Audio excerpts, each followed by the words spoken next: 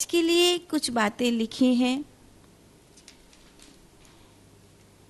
भोजन के संबंध में ही श्रृंखला चल रही है, तो उसी के संबंध में कह रही हूँ। एक, भोजन करने के बाद अपने झूठे बर्तनों को अपने आसपास बहुत देर तक नहीं रखना चाहिए। कई बार कुछ लोग टीवी देखने में या मोबाइल आदि चलाने में भोजन करने के बाद अपने भोजन को वहीं आसपास टेबल पर ही रखे छोड़ देते हैं। ये ठीक नहीं है। भोजन के झूठे बर्तनों को अपने आसपास तक बहुत समय तक रखना उचित नहीं। कई लोगों को हमने ऐसे भी देखा है कि सोफ़ा पर बैठे हैं और वहीं कुछ चाय पानी नमकीन आदि लिया है, तो वो जो पात्र है, प्लेट है, ग्लास है, कुछ दोना पत्थर है, तो वो सोफ़ा के नीचे, कुर्सी के नीचे, टेबल के नीचे वहीं खसका देते हैं और फिर बैठ बाट के वहाँ से चले जाते हैं। अगर संभव हो तो अपने झूठे पात्र को इस प्रकार अपने आसपास रखना अच्छा नहीं है। कई बार हम लोग ट्रेन वगैरह में यात्रा करते हैं तो हमने देखा है कि कुछ लोग जैसे कुछ बाजार से खरीद के लाए और उस खाद्य पदार्थ को खाया, तो उसका जो रैपर है वो अपनी सीट की वहीं कहीं कोई खोलक सी देखकर उसमें खसका देते हैं। ये भी नहीं सोचते कि सीट पर आकर कोई अगला व्यक्ति बैठेगा, तो भले उसने हमें नहीं देखा, वो हमें नहीं जानता, पर क्या ही वो हमारे विषय में सोचेगा। और मान लो कि उस अगले व्यक्ति की भावनाओं को भी न ध्यान में रखते हो, तो कम से कम इतना तो सोचो कि प्रकृति के लिए मैं क्या छोड़ करके जा रहा हूँ। क्या मेरा जाता कि अगर मैं उसको इकट्ठा करके डस्टबिन में डाल देता। तो आप घर में हो, कहीं रिश्तेदारी नातेदारी में गए हो, कहीं परदेश में हो, कहीं यात्रा में हो, अपने आसपास झूठे पात्र को बहुत समय तक रख छोड़ना दुर्भाग्य का सृजन करता है।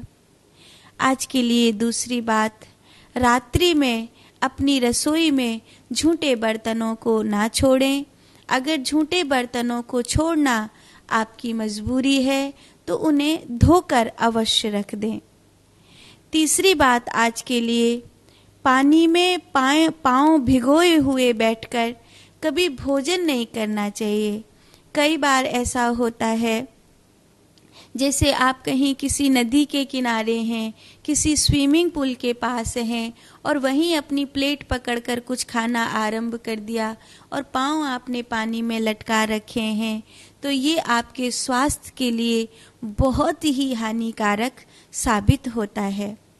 चौथी बात आज के लिए, एक सद्गृहस्थ व्यक्ति को चाहिए कि वह पहले अपने देवताओं को भोग लगाए, अपने पितरों को भोग लगाए, अपने अतिथियों को भोजन कराए, उसके बाद अपना भोजन लेकर के ही बैठे। पांचवी बात आज के लिए है, भोजन से पूर्व स्नान, हवन, दान, अतिथि सेवा, बालक, वृद्ध का ख्याल करना परम आवश्यक होता है। छठवीं बात है, निर्वस्त्र या असभ्य वस्त्र पहनकर भोजन नहीं करना चाहिए। आजकल जो युवा पीढ़ी कुछ हमारे फिल्मी स्टारों से प्रेरित होकर, कुछ पाश्चात्य संस्कृति से प्रेरित होकर कुछ निम्न कोटि के वस्त्र को धारण करने लगी हैं, जिसमें हमारी बहनें, बेटियां, युवतियां सम्मिलित हैं। उनके वस्त्रों का जो भाव है वो तन दिखाने का बन गया है। जो फिल्म की अभिनेत्रियां होती हैं, उनको कभी किसी फंक्शन में जाना हो, किसी कार्यक्रम में जाना हो, तो वो विशेष रूप से छोटे और छोटे वस्त्रों को ही धारण करती हैं। और फिल्मों में भी कई दृश्य ऐसे होते हैं जिनमें वो निम्न कोटि के वस्त्रों को धारण करती हैं। उनको देखा देखी कई सभ्य घरों की बच्चियां भी उसी तरह के वस्त्रों को मार्केट से लेकर धारण करती हैं और उसे फैशन समझती हैं, उसे न्यू जनरेशन समझती हैं। तथापि अपने अंग के प्रदर्शन का उनको सहज ही बचपन से अभ्यास कुछ माताएं भी करा रही हैं। ऐसे में मर्यादा का खोना स्वाभाविक हो जाता है। आजकल एक और चीज बड़ी चली है, बिल्कुल अच्छा नहीं लगता।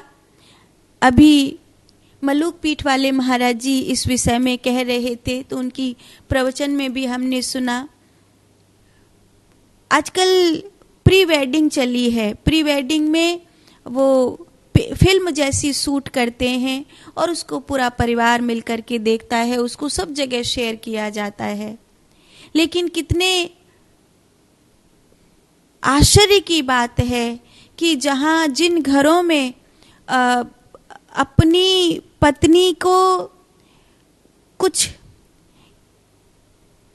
आसपास चर्चा करना भी ये नहीं होता था बड़े बुजुर्गों के सामने, वहाँ बड़े बुजुर्गों के सामने प्री वेडिंग के थ्रू अपने बहू और बेटा की बेडरूम की जो स्थितियां हैं उनको फिल्म में देखने के लिए मिल रहा है। जो आपके बेडरूम की स्थिति है, जो आपके निजी जीवन की स्थिति है, उसको आप सार्वजनिक रूप से इस प्रकार नंगा नाच कर रहे हैं, ये कहीं ना कहीं भारतीय संस्कृति का अपमान हो रहा है। और बड़े बुजुर्गों को बड़े बेशरम हो करके अपने बहू के, अपने बेटा के, अपनी बेटी के, अपने जवाई के इन सब कुकृत्यों को प्री वेडिंग के थ्रू देखना पड़ता है। पहले तो हमारे बड़े बूढ़े अगर बहू के सामने भी आते थे तो खास करके आते थे। बहू जब आती थी प्रणाम करने के लिए तो वो अपनी मर्यादा, अपने वस्त्रों की मर्यादा, सर पर पल्लू लेकर के प्रणाम करने के लिए आती थी। यही हमारी भारतीय परंपरा है। न जाने किसकी नजर लग गई है इस भारतीय परंपरा को। खैर, मैं आपको भोजन के संबंध में बता रही हूँ, तो कभी भी किसी भी परिस्थिति में निर्वस्त्र होकर या अश्लील वस्त्रों को पहनकर भोजन नहीं करना चाहिए। अगर आप ऐसा करते हो तो वो भोजन आपके जठराग्नि में मादकता पैदा करता है, तथापि आपकी जो पुण्य राशि है वो नष्ट हो जाती है।